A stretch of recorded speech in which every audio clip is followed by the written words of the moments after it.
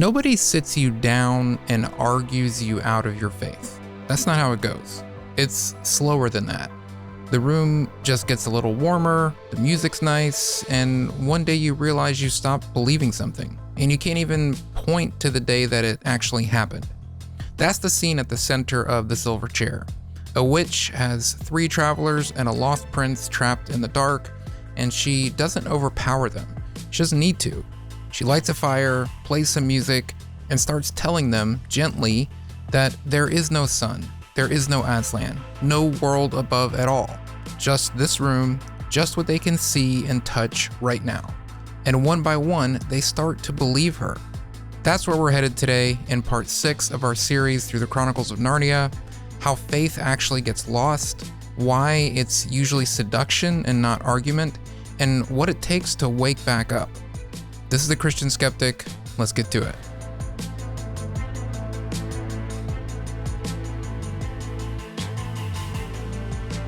All right, man. Well, we are on episode 6 of 7. We're down to the penultimate Narnia book here, and yeah, I know that you've said this was one of your favorites and has grown in your estimation. I think this is my favorite now. After this last time reading through, which is probably, I don't know. I feel like I grew up reading the more popular ones more. Yeah. Caspian, Dawn Treader, Lion, the Witch, and Wardrobe. And I feel like I read this one a little bit more than like Last Battle or Horse and His Boy or Magician's Nephew, but still, like this past time, I mean, I've always liked it. I would have put it in the top 3, but now, like this past time reading it, I'm like, it is just so good. From a storytelling perspective, like a saga, it's probably the one that's most reminiscent of Pilgrim's Progress, which I love, by John Bunyan, or really any tale of like adventure and a quest. Like that's, Lewis really captures that well in this book.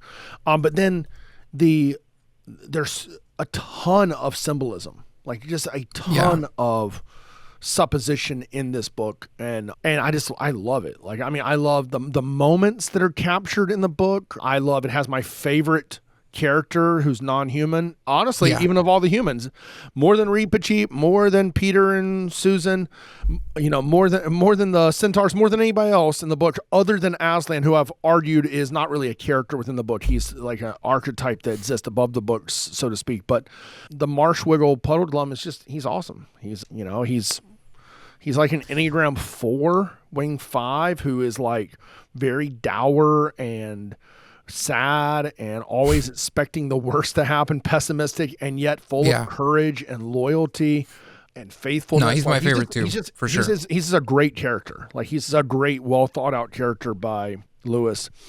But yeah, the themes of the book are just so good, and the arc of the book is so good. Yeah, I think The Silver Chair is, I'm trying to think of all 7 here, maybe next to The Lion, the Witch, and the Wardrobe, The Silver Chair is the one that I think anyone, Christian, non-Christian, anyone could enjoy. Like, it's plotted so well, it's written so well, there's action, there's just so much that happens. Some of the books can get more like heady and theoretical and things like that, and this one is definitely not. That's why I said in one of the previous episodes, this one feels more toward like a Tolkien or a Lord of the Rings type story. There's just so much action, so much stuff that happens, and the characters are great. There's so much humor in it too. Like, it's just, it's funny all the way through. And I know I've said this already, but those 80s movies that they made, this was my favorite one of those movies. I think it translates, of all 7 books, even Lion, the Witch, Wardrobe, I think this, if you stay true to the books, would translate better to film than any of them. Like, I know. It's just a great... I've always wondered, like, they always stop at every time they do a remake, they stop at either Caspian or Dawn Treader, and it's like, I'd love to see a modern film of The Silver Chair. Like, it'd be so great. So anyway, obviously we both really like this one, and we probably really like this one for similar reasons, but you want to start with like your recap, and then we can dive into some of the things we really liked. So, I mean, some of the, I mean, they're literally, this one is unlike Prince Caspian, who you kind of have to look for below the surface. A lot of the themes there Yeah. This one is just chock full of the themes. And so right at the beginning, you have Eustace Scrubb, who was a prominent character. He's the cousin of the Pevensie children. This is the first of all the books since the Pevensies arrived in Lion, the Witch, and Wardrobe that they have not been in any of the books. They did not arrive. And unlike The Voyage of the Dawn Treader, which does not take place in Narnia, this one takes place a lot in Narnia and to the north of Narnia, which is like kind of an uncharted land. But Eustace has a friend named Jill. It opens up at Experiment School, which is Lewis's stab at, he was bullied as a child. He had seen a lot of bullying in his day. He spoke against bullying. He also spoke against the deplorable nature of the education system, which now that would translate to the government-run education system that exists in our country today. Like, he would laugh at it, he'd make a mockery of it. It's not intelligent. It's not teaching our children what they actually need to know. It's more indoctrination on a secular level that is not helpful oftentimes. And it's not just Christians saying this. Many, many intellectuals are admitting this now, that the public education system is highly flawed and in many ways corrupt. And so that's how Lewis saw education becoming in that day. And so you've got Jill, who is Eustace's friend, and Eustace. Jill's being bullied. They run from the bullies. They enter into a portal which draws them into not Narnia, but they are drawn into Aslan's country, actually, which is on the edge of the world where kind of you were left off in The Voyage of the Dawn Treader, where Reepicheep sailed to in his little conical.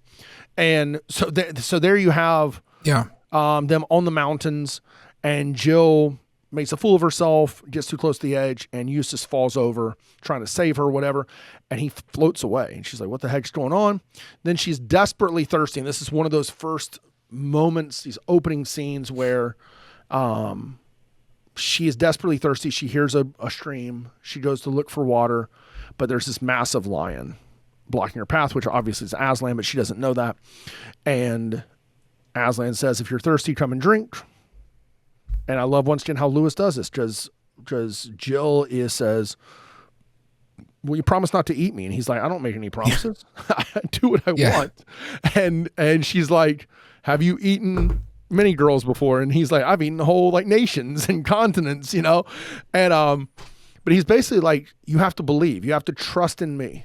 And then he ends up giving her, which is another huge theme of the book. He gives her 4 charges or commandments, rules to follow, objectives. And he's like, recite them, remember them. And one of the big themes in the Silver Chair is that Christians, it's not that we don't know the truth, but like Jill and Eustace, it's that we keep forgetting the truth, especially in the face of like entanglement or intrigue, something that intrigues us, that we're curious about, enchantment, which you find a lot of in the book. And so she has these 4 rules, which I won't recite here, but basically they're critical to finding Prince Rilian, who is Caspian's son. So Caspian is now an old man. His son has been missing. His son was deceived. Jill is then blown into Narnia, finds Eustace, and they screw up the first 3 of the 4 objectives. They don't get them right. They forget them. They get comfortable. They get hungry. They get distracted. They get enchanted. But basically, when she arrives in Narnia, she says, hey, this is what Aslan has told us to do. And Caspian has now set sail again. And he is going to, he's setting off to on another quest in his old age. And so without Prince Caspian, they encounter, is it Glimfeather? Glimfeather's the owl, which is a great name. Lewis had a great way of constructing names. And they kind of tell him what they're going to do. And then Glimfeather introduces them to Puddleglum, the Marshwiggle, who helps them on their quest to the north to try to find Prince Rilian, who has been missing for several years. His mother was killed by a serpent, and then he went missing on that same day when they were on a hunt or a ride together. And so he's been missing for a long time, so they go to look for the lost prince. And so there is adventure. They're distracted by the giants. They're invited into this, in the land of the giants, into this autumn feast, which is terrifying, but also hilarious because Jill, as she's going through the cookbook, finds out that the autumn feast features humans It's one of the, I think, appetizers or desserts where they cook humans, and then Puddleglum's like, oh my gosh, and here's one for Marshwiggle. It's like soup or something. And so it's funny, but it's terrifying. So then they run from the giants, and they're like, man, we forgot the rules. We got really comfortable again. We got distracted. We were enticed by the autumn feasts. And then they end up meeting the queen of the underworld, which ends up being the villain in the story. And she entices them down, and they meet a dark knight who's with her, who ends up, spoiler alert, being Prince Rilian, who's under a spell. He's under enchantment, and he only comes to his senses 1 hour every night. But he tells them, and they're led to believe that during that hour, he's going to be a raving lunatic. Yeah. But it turns out that when he's bound to the silver chair, he comes to his senses, and he implores them, and he finally implores them based upon the fourth objective. And that is, whatever someone asked in the name of Aslan, do. And he says, in the name of Aslan, release me from this chair. And the children are like, what? We can't do this, but we've muffed the other 3 rules and objectives. We have to do this. So they let him free. He pulls out a sword, destroys the silver chair. And at that point, the queen comes in. It's one of the most powerful, to me, moments in all the books. Because the queen comes in, and she does not try to like overpower them with force. Yeah. She instead like lights a little fire, makes them really comfortable, puts some incense on so it like smells sweet, begins to strum an instrument. And what Lewis is doing is he's showing how catechesis happens through music, through setting, through repeated words. She begins to repeat these words, and like almost like this stupor begins to descend upon Puddleglum and Rilian and the children, where they're just on this cusp. And then you hear Puddleglum go, it's one of my favorite quotes. As a matter of fact, I haven't said this on the podcast, and I didn't say it in my sermons, but I have a tattoo for every one of the Chronicles of Narnia on my arms. I have here, suppose we have only dreamed, which is one of my favorite quotes from all the books, because Puddleglum is like, I'm with Aslan even if there's not an Aslan. Even if we've only dreamed this up. And that was one of Lewis's big apologetic points. We've talked about the ontological argument that he posits in Mere Christianity and in some of the earlier books. But this is another argument that he makes, and that is that if we've conjured up this idea of such superior beauty, and we know it's there, then it testifies to the reality. Just like Puddleglum is like almost under this spell, the stupor, but he's like, because she begins to say, you're just imagining Narnia. You're just imagining an upper world. There is no upper world. This is all that there is, which sounds so much like what our world is trying to do today, right? And Puddleglum just digs his heels in, snaps himself out, ends up burning himself on the fire to snap everybody out of it, and says, even if there's no Aslan, I'm with Aslan. Even suppose we've only dreamed, it still licks your world. Like this hellish existence underneath the ground that you've conjured up. And then they defeat the witch, and they rescue Rilian, and they come out, and there's great celebration. And then at the very end of the book is another one of these magnificent scenes where Caspian has died, the old king, and yet Aslan has Eustace drive a thorn into his paw, and blood flows out, and Caspian is revived like he's a kid again, which is just like that whole clock working backwards in Lion, the Witch, and the Wardrobe. And then Rilian and Eustace with their swords, and Jill with, what was she have, a crop or something, go back into our world now and beat the bullies, silly. And and then when the investigators come at the very end of the book, it's another funny thing. Like the investigators come and they're like, there's no magical portal. There's no children with swords. And they fire the headmaster of the school, So it's just, to me, like, it's just a really, really well done story that has so much depth and meaning and purpose behind it that clearly I love it. I think it's exquisite. Yeah, there's multiple places that we could start kind of the discussion of the book with this one. And I wasn't going to start with this one, but since you just talked about it a little bit, maybe we could, which was that whole scene with Puddleglum and the witch, and they're in the room, and the enchantment and all that.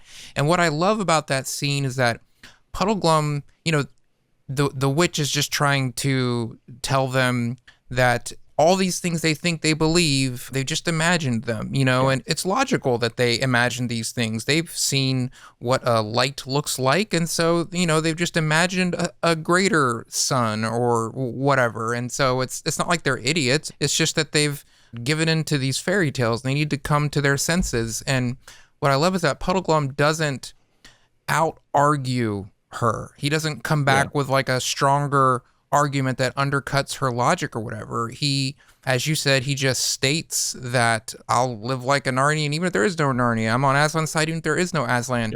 And kind of shows that faith is in some ways a choice, not a conclusion. You know, it's like a commitment of will to the good that he had glimpsed, and not necessarily a deduction. It can be a deduction, but I just loved in that scene that it wasn't some superior argument that overpowered the witch. It was just his strength of will and belief and trust.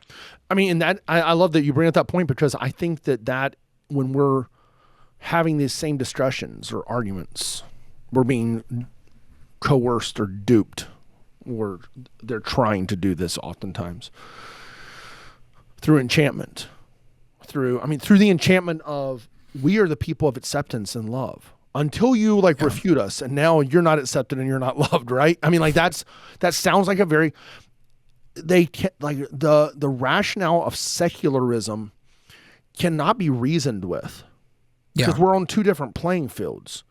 The field of Christianity that Lewis fought on held the Bible and God himself in the highest esteem, meaning that they're the highest arbiter of what's right and wrong and what's true and false. And every other secularism fights from a completely different position. They might say science is the highest, which science is not designed to do that, or that logic and rationale are, which logic and rationale, I've talked about this before, they're vehicles, but they're not the destination. Like they're meant to take us somewhere, but they themselves are not the moral superiority aspect of truth. Mathematics is a vehicle, but it's not, we don't place our whole life in the throes of mathematics. In other words, we don't use logic to reach logic. We use logic to reach truth, and truth is the destination, and where we're trying to ascertain what is right in the world, what's factual. And so it's almost like Lewis is writing that Puddleglum here he's not even trying to argue with the witch, because they're on two different planes completely. The witch is trying to say, this is all there is. And Puddleglum's like, there's no reasoning with this person. Like, there's absolutely no argumentation I can offer her that's going to convince her, or really us, other than to say, I know, based upon a higher revelation, that what I'm saying is true. And I just think, I think the whole thing from once again, the idea that she does not overpower them, she seduces them, which is what our world is doing oftentimes. We're not in North Korea. We're not in China. We're not in Russia. We're not in a place, Nigeria. We're not in a place where we are being forced to believe something. Now, granted, subliminally, society oftentimes is trying to force us to believe something, but they can't legally do that. And so what do? They try to seduce us and catechize us through, magazine and social media and TV shows and Netflix and sports and entertainment and amusement and philosophy even and literature, where they want to, and ultimately what happens is we get sucked into this stupor. Well, it even happens for Christians a lot of times, where we begin to espouse things almost unwittingly, subconsciously. And I think that's what Lewis is getting at there, that there has to come a point, and it might be painful, where we kind of drive a stake in the ground, wake ourselves up, slap ourselves in the face, burn our foot like Puddleglum did, to wake ourselves up and those around us up to say, this is not how Christianity is supposed to be, and this is not what truth actually is.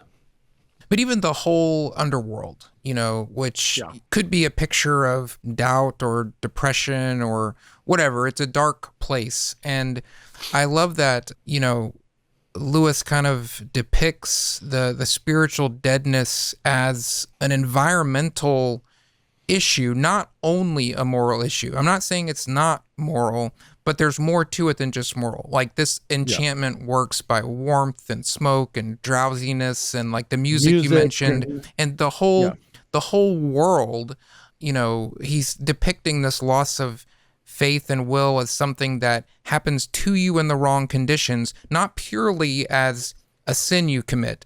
It can be that, but it's also just this environment that they're steeped in. And over time, like the other people in that world, they were just in darkness all the time. And it did start to affect them.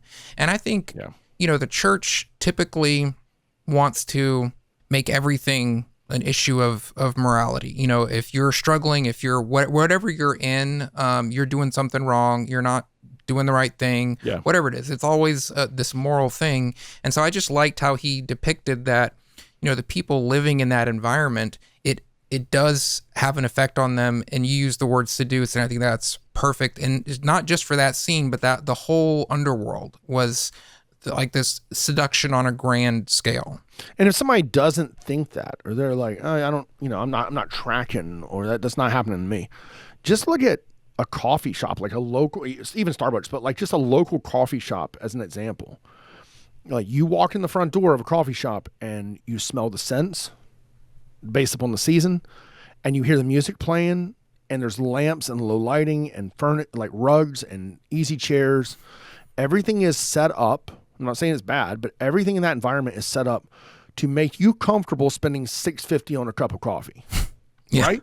Like where your brain is like, I could go home and make this for 20 cents, but I want to spend $6.50 on this caramel macchiato or whatever it is.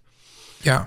Because like you said, it's the environment, which isn't right or wrong. It's a setting that can convey whatever needs to be. And so I think we have to be like mindful of that, because when you hear somebody who is a good orator, who is, great with communication, whether it's in written form or verbal form, they have a massive platform, they have an aesthetic that's pleasing, it can be much more appealing and coercive and seductive. And it doesn't, it could be good, but I think that we need to be mindful of the setting oftentimes, because we can easily, or even the setting of, I like this person's style. Yeah. I like their personality. I like how hard hitting they are. I like Donald Trump. Like I see that with Donald Trump. So there's some people out there, and I'm not anti-Donald Trump. I'm not necessarily pro-Donald Trump. I think it's pretty obvious I'm more conservative in my dealings. But my point here is there are some Christians out there who, no matter what Trump says and does, they're 100% with him. Yeah. Because they just like him. They like his style. They like his bravado. They like his brashness. They like how he sticks it to the bad guy. So discernment has been almost seduced out of them. And that's just one example of what we're talking about here. You can become such a fan of a writer or a speaker that there's no discernment anymore. And you've just kind of gotten sucked into a stupor of listening to them and relying upon them. This is how deconversion happens a lot of times. And so, or it's how, like, opposed to deconversion, how legalistic tendencies start to creep in a lot of times. You start listening to certain podcasters or preachers, and you're like, you just bite and chew everything, swallow everything they give you. And so I think, there's a warning within the silver chair about that type of thought process. Well, that kind of leads into another strain here, and that is remembering. Remembering is a theme in this book, and, straight out of Deuteronomy, I feel like the way it's talked about, remember these things, repeat them to yourselves. And that is what we have to do to live in this world, to live in that kind of environment that is constantly seducing you at every turn.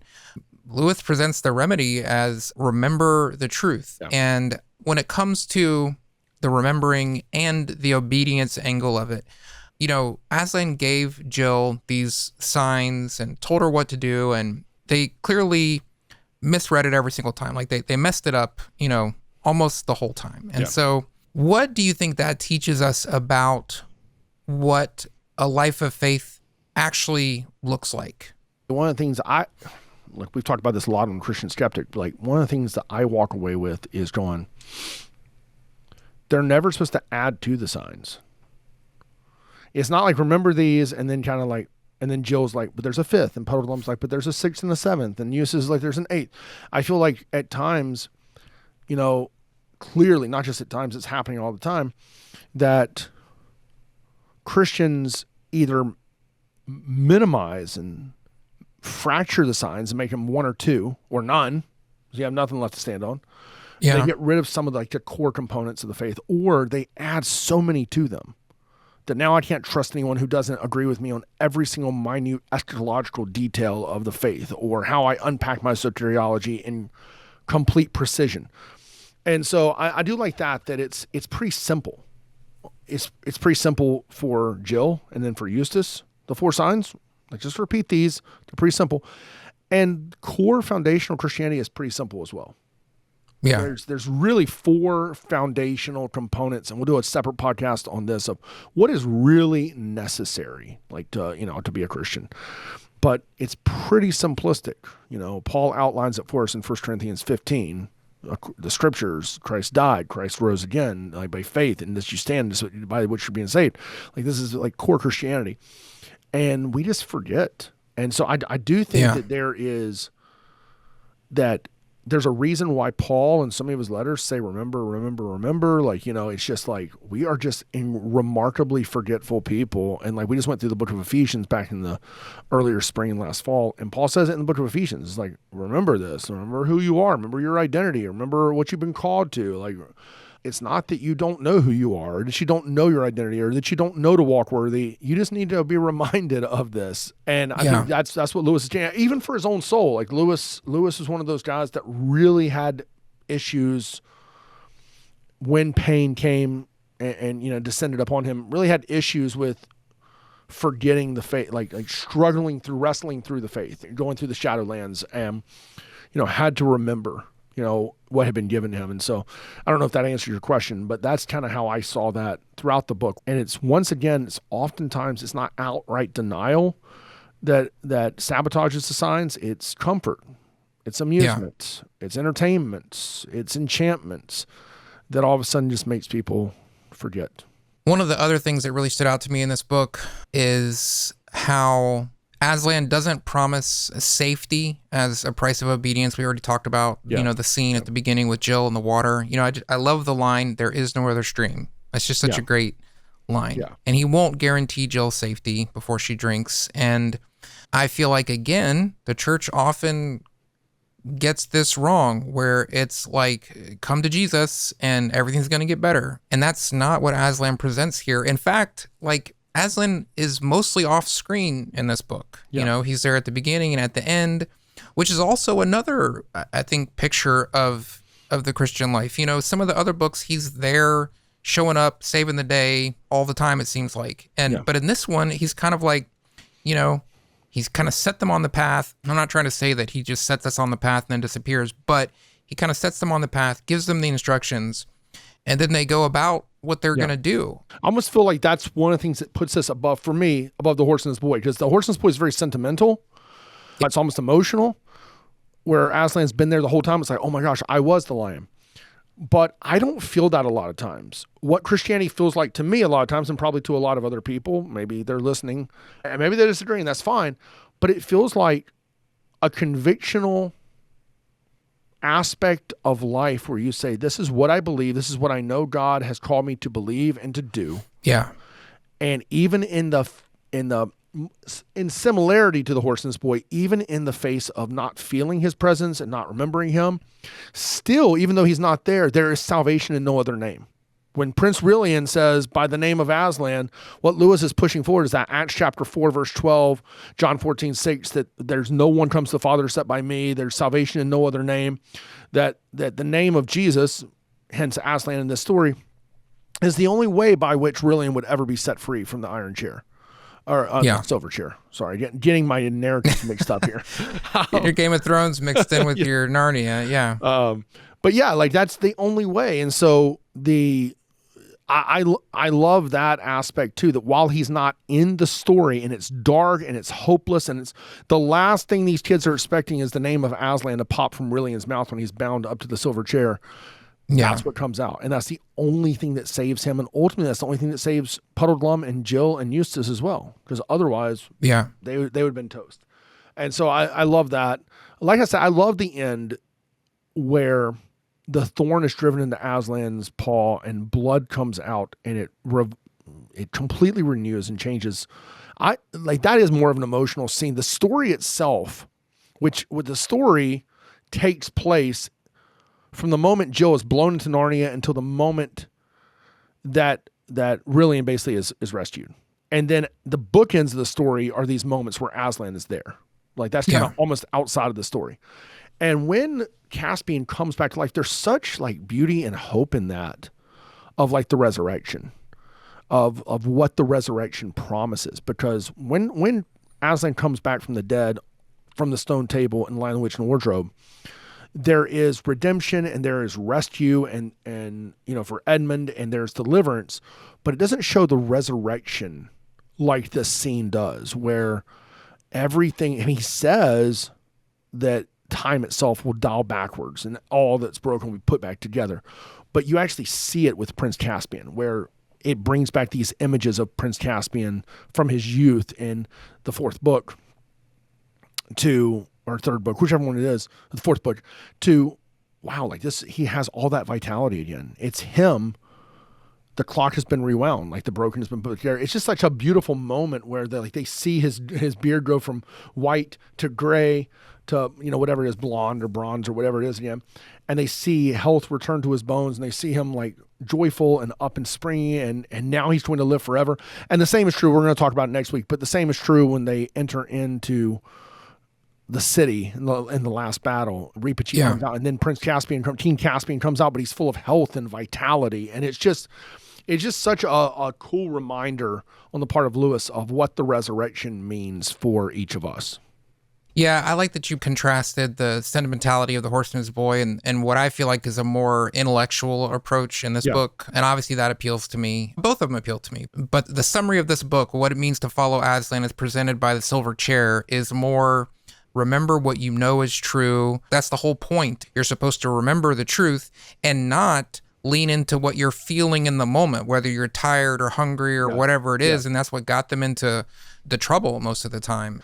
I mean, one other thing I'll point out is that Lewis does a good job here of, because we have to keep in mind that The Lion, the Witch, and Wardrobe is written first. Then Prince Caspian, then Voyage of the Dawn Treader, then Iron Chair is the fourth book written, or published anyway, before Horse and His Boy, before Magician's Nephew, and then before Last Battle. Yeah. And so what Lewis is doing is he really began with the Pevensey children. He did not begin, as we've talked about, with Polly and with Diggory and Magician's Nephew. He began with the Pevensey, or Pevensey, as some people call them, children. And you've got all four of them in the first book, all four of them in the second book, two of them in the third book. And what Lewis does is he starts to show that Christianity ripples from generation to generation, that it's passed down. You don't have any of them now in the fourth book, because the torch, so to speak, by Aslan has been passed on from the Pevensey children to Eustace, and now Eustace and Jill, who appear obviously in the last book as well. And so I think that's just a cool little side note on the part of Lewis to say, this is the importance of like discipleship. This is the importance of apologetics and instruction. This is why I'm writing the books Mere Christianity and Weight of Glory and Screwtape Letters and on. Great Divorce, is to like pass it on. And now people have been doing that for generations after him. People are reading the works of Lewis like the torch that was passed from the Pevensey children to Eustace and Jill. So it's just a good reminder as well in that sense. Yeah. Well, this is a great one. We have some interesting pieces for the last battle. You've teased it now for 6 episodes, dealing with the Susan situation and the kind of end of the world and meth and these various things. And so, we got one more to go. Yeah, I mean, for those who, if you watched this far, you're probably going to watch Last Battle, but just in case you don't, the worshiper of Tash who gets into heaven, basically, the city of God, city of Aslan. That's always been a consternation point for many people. Susan not being a friend of Narnia any longer. I actually had people right after my Last Battle sermon come up, and they were, they said they loved the sermon, but they're like, what about Susan? What about Susan? And in the very end of the world, and I think Lewis had, a pretty spot on mere eschatology that he presented, and I think it'll be a fascinating discussion. But I think Iron Chair is one of those that if you haven't read it lately, like let's say you're one of those typical laissez-faire Narnians, and you read Lion, the Witch, and Wardrobe, and you might read Prince Caspian, do yourself a favor and read Iron Chair. It stands on its own, phenomenal read. a lot to be learned there. Yeah, and even if you don't like old movies, watch the 80s movie of The Silver Chair. It is corny and cheesy for sure, but it was a good one. I really liked it. I agree. All right, man. Until next time, as you say. Until next time.